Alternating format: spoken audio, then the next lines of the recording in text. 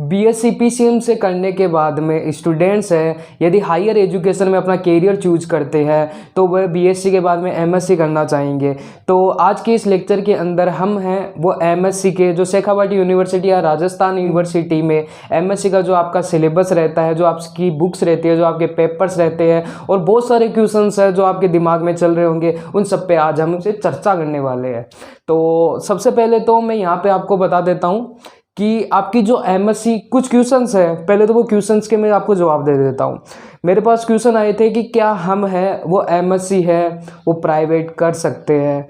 तो जी हाँ, आप एमएससी प्राइवेट कर सकते हो, बट कंडीशन है केवल आप मैथमेटिक्स से हो तभी आप एमएससी प्राइवेट कर सकते हो। आप लाइफ साइंस, केमिकल साइंस या फिजिकल साइंस से है वो एमएससी प्राइवेट नहीं कर सकते। ओके। दूसरा क्वेश्चन आता है कि एमएससी का मोड क्या होता है, मतलब कि किस मीडियम के अंदर है वो एमएससी होती है। तो आपकी जो एमएससी बीएससी थी वो आपने हिंदी मीडियम से की थी। जो बीएससी है वो हिंदी मीडियम और इंग्लिश मीडियम दोनों मीडियम में हो सकती है, बट जो आपकी एमएससी है वो ओनली इंग्लिश मीडियम में ही होती है। थर्ड जो क्वेश्चन आता है कि आपके जो एमएससी है यदि हम है एमएससी मैथमेटिक्स से करें तो क्या हमें इसके लिए कुछ प्रैक्टिकल भी देने होंगे। तो जी नहीं, आपके एमएससी प्री और एमएससी फाइनल के अंदर आपका कोई भी प्रैक्टिकल नहीं होता है। और जो नेक्स्ट क्वेश्चन आता है वो है कि एमएससी का ड्यूरेशन कितना टाइम का होता है। तो आपकी जो एमएससी है वो 2 ईयर्स की होती है, भले आप सेमेस्टर वाइज दो या फिर ईयरली वाइज दो। ओके। तो सबसे पहले हम बात करते हैं आपके जो एमएससी प्रीवियस के जो पेपर्स लगेंगे उन पेपर्स के बारे में हम बात करते हैं कि कौन कौन से आपके पेपर्स हैं एग्जाम में आते हैं। फर्स्ट चीज़, पाँच पेपर आपके एमएससी प्रीवियस में आएंगे। यहाँ पे जो पांचों पेपर है वो आपके मैथमेटिक्स सब्जेक्ट के पेपर्स होंगे। ये मैं एमए और एमएससी जो मैथमेटिक्स के कर रहे हैं उनकी बात कर रहा हूँ। तो यहाँ पे जो फर्स्ट पेपर है वो आपका आता है एडवांस एब्स्ट्रैक्ट अलजेब्रा का। इसका हाफ पार्ट है वो आपने बीएससी में भी देखा है, कुछ उस हिसाब से ही आपका ये फर्स्ट पेपर आता है।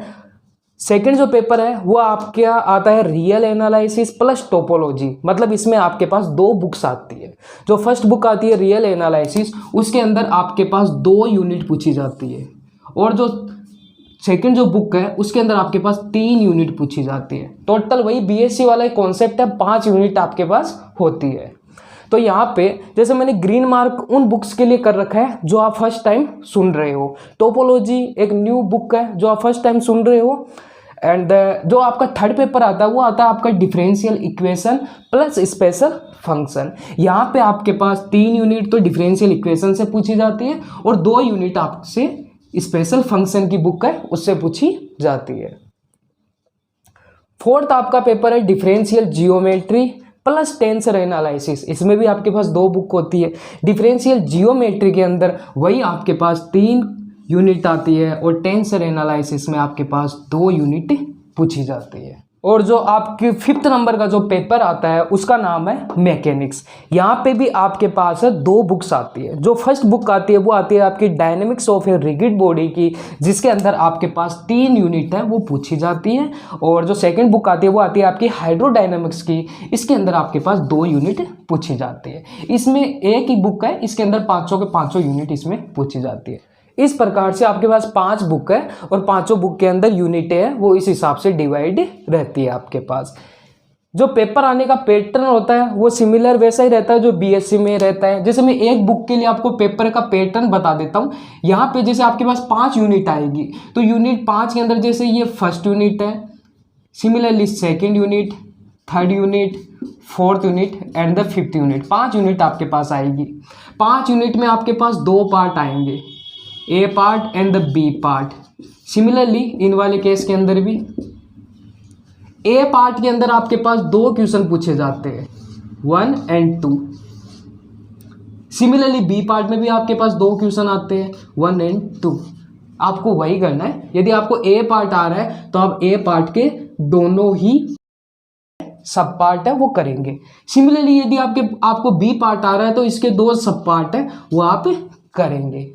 ऐसा नहीं करना है कि एक इसका कर दिया और एक इसका कर दिया, ये गलत हो जाता है। ठीक है, तो आपको एक पार्ट के ही दोनों सब पार्ट करने होते हैं एग्जाम में।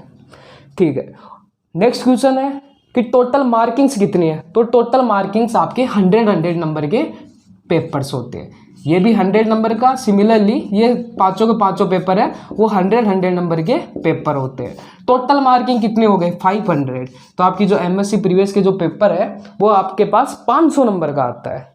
मिनिमम मार्किंग की बात करें तो आपको कम से कम है वो मिनिमम मार्किंग में 36 नंबर लाने होते हैं प्रत्येक बुक के अंदर। हर बुक के अंदर आपके पास कम से कम 36 नंबर तो आने ही चाहिए।